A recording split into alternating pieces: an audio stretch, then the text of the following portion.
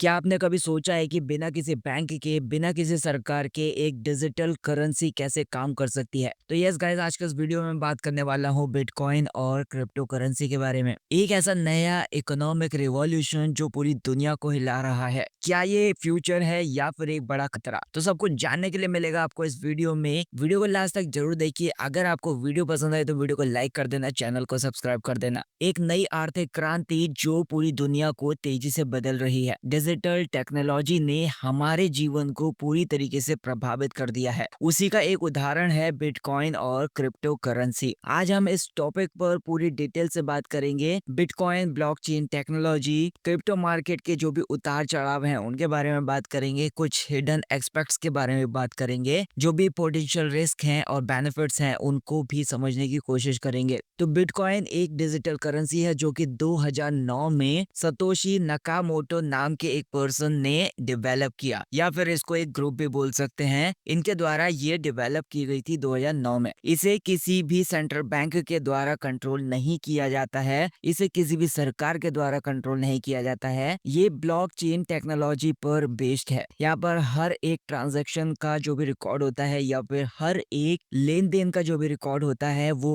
एक पब्लिक खाते में होता है। तो अब बात करते हैं कि बिटकॉइन काम कैसे करता है। तो बिटकॉइन में जो भी ट्रांजैक्शंस हैं, बिटकॉइन में जो भी लेन देन है, वो पीयर टू पीयर नेटवर्क के जरिए होता है। यानी कि इसका मतलब आप ऐसे समझ सकते हैं कि इसमें किसी भी तीसरे पर्सन की या फिर किसी भी तीसरे पक्ष की जरूरत नहीं होती, जैसे कि बैंक होते हैं। तो ब्लॉकचेन टेक्नोलॉजी को आप एक डिजिटल खाते के रूप में समझ सकते हैं। इसमें हर एक लेन देन का जो रिकॉर्ड होता है वो सुरक्षित होता है और एक ऐसी फॉर्म में रखा जाता है जिसको बदल नहीं सकते हैं। नेक्स्ट मैं बात करता हूँ बिटकॉइन पैदा करने की जो प्रोसेस है उसको माइनिंग कहा जाता है। इसमें कंप्यूटर के द्वारा जो भी कॉम्प्लेक्स मैथमेटिकल प्रॉब्लम्स होती हैं उनको हल करते हैं। ये जो प्रोसेस होती है वो एनर्जी इंटेंसिव होती है, यानी कि ऊर्जा के गहन वाली होती हैं, और इस सारी चीजों के लिए हाई एंड कंप्यूटर हार्डवेयर की जरूरत पड़ती है। मतलब हाई लेवल के जो भी कंप्यूटर हार्डवेयर होते हैं उनकी जरूरत पड़ती है। अब बात करते हैं कि बिटकॉइन की जो सप्लाई है वो 21 मिलियन तक कैप करके रखी गई है, यानी कि 21 मिलियन तक लिमिटेड है। 19 मिलियन से ज्यादा जो बिटकॉइंस हैं वो माइन हो चुके हैं, और इस लिमिटेड सप्लाई की वजह से इसकी मांग और जो भी इसकी वैल्यू है वो बढ़ती है। क्रिप्टो मार्केट में जो अप्स एंड डाउन चल रहे हैं,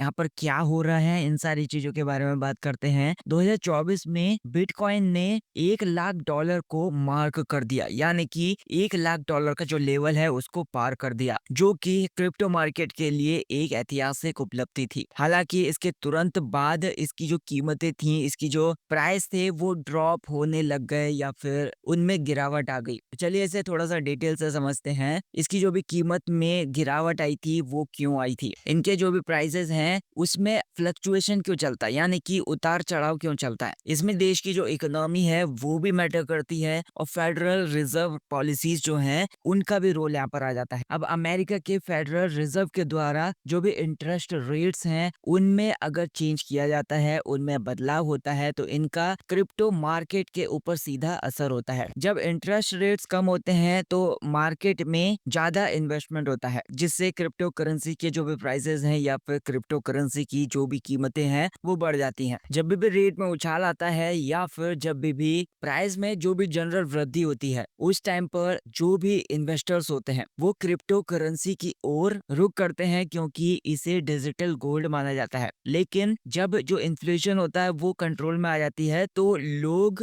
ट्रेडिशनल इन्वेस्टमेंट के लिए जो भी रिसोर्सेज हैं उसकी ओर वापस आ जाते हैं। बिटकॉइन और जो भी इन्वेस्टमेंट हैं उनकी जो भावनाएं हैं वो क्या कहती हैं, 2024 के उछाल के बाद बहुत सारे ऐसे इन्वेस्टर्स थे, उन्होंने प्रॉफिट बुकिंग शुरू कर दी, जिससे जो भी कीमत थी या फिर जो भी प्राइस थे उनमें गिरावट आ गई। इसकी वजह से इसको प्रॉफिट टेकिंग कहा जाता है। नेक्स्ट मैं बात करूंगा स्लैगफ्लेशन के बारे में और इसके प्रभाव के बारे में। स्लैगफ्लेशन एक ऐसी सिचुएशन है जब आर्थिक विकास जो होता है वो स्लो हो जाता है, लेकिन जो इन्फ्लेशन होता है उसमें स्पाइक बना रहता है। तो एक्सपर्ट्स का मानना है कि ऐसे सिचुएशन में बिटकॉइन और जो दूसरी डिजिटल एसेट्स हैं वो एक सेफ इन्वेस्टमेंट साबित हो सकती हैं।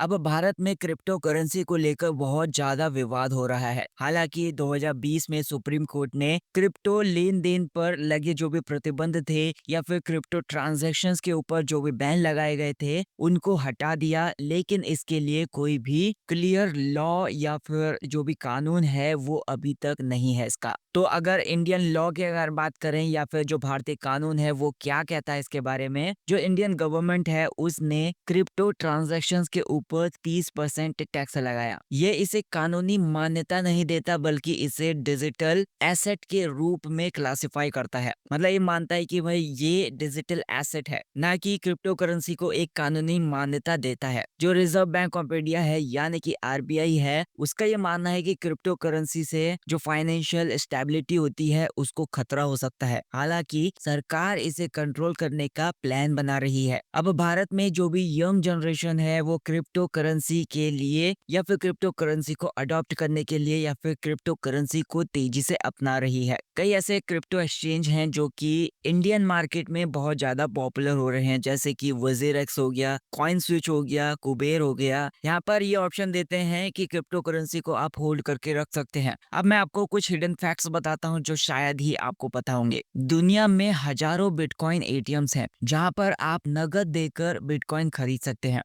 लेकिन भारत में अभी इसकी शुरुआत नहीं हुई है। ब्लॉकचेन का जो यूज है वो केवल क्रिप्टो के लिए नहीं बल्कि सप्लाई चेन मैनेजमेंट के लिए, हेल्थ केयर के लिए और वोटिंग सिस्टम के लिए भी किया जा सकता है। बिटकॉइन माइनिंग में एनुअली इतनी एनर्जी कंज्यूम होती है जो अर्जेंटीना जैसे देश की जो एनुअली एनर्जी कंजप्शन है उस देश का यानी कि अर्जेंटीना जैसे देश का उसके बराबर है। क्रिप्टो करेंसी की जो गुमनामी है इसे साइबर क्रिमिनल्स के लिए अट्रैक्ट करती है। हालांकि ब्लॉकचेन की जो भी ट्रांसपेरेंसी है उसकी वजह से जो भी क्रिमिनल्स हैं या फिर जो भी अपराधी हैं उनको पकड़ना पॉसिबल है। क्रिप्टो करेंसी में इन्वेस्ट करना फायदेमंद हो सकता है, लेकिन इसके लिए जो भी रिस्क है उसको समझना बहुत ज्यादा जरूरी है। क्रिप्टो जो मार्केट है वो बहुत ज्यादा अनस्टेबल है। एक ही दिन में जो प्राइसेस होते हैं वो 20-30% तक बदल सकते हैं। हैकिंग और साइबर अटैक्स का जो खतरा होता है वो हमेशा बना रहता है। जो भी इन्वेस्टर्स होते हैं उनको अपने क्रिप्टो वॉलेट्स को सुरक्षित रखना चाहिए। बहुत सारी ऐसी कंट्रीज हैं, इसमें इंडिया भी शामिल है, क्रिप्टो के ऊपर क्लियर लॉज नहीं बनाए हैं उन्होंने, यानी कि क्रिप्टो के ऊपर बिल्कुल साफ तरीके से कानून पारित नहीं किए हैं। तो यहाँ पर इसके प्रिकॉशंस यानी कि सावधानियां बस यही हैं, केवल वही पैसा इन्वेस्ट करें जिसे आप खो सकते हैं। कुछ ऐसे रेप्यूटेबल एक्सचेंज हैं उनका यूज करें। अपने वॉलेट की जो भी प्राइवेट की है उसको बिल्कुल सेव करके रखें, उसको सिक्योर करके रखें। अगर क्रिप्टो करेंसी का जो भी फ्यूचर है उसके बारे में बात करें तो इसका फ्यूचर ब्राइट है, लेकिन इसके लिए जो भी रेगुलेशन है, इसके लिए जो भी कंट्रोल है वो बहुत ज्यादा जरूरी है। अगर जो भी गवर्नमेंट्स हैं इसे सही तरीके से ले लें या फिर सही डायरेक्शन में इसको ले जाती हैं तो ये फाइनेंशियल रिवॉल्यूशन ला सकता है, यानी कि फाइनेंस में एक क्रांति ला सकता है। तो अब इस टॉपिक के ऊपर आपकी जो राय है वो बहुत ज्यादा मैटर करती है कि आपको क्या लगता है कि बिटकॉइन फ्यूचर में ट्रेडिशनल करेंसीज की जगह ले सकता है। अगर आप क्रिप्टो में इन्वेस्ट कर रहे हैं तो आपकी सबसे बड़ी चिंता क्या है, मुझे कमेंट सेक्शन में जरूर बताइए। अगर आपको वीडियो पसंद आई तो वीडियो को लाइक कर देना, चैनल को सब्सक्राइब कर देना।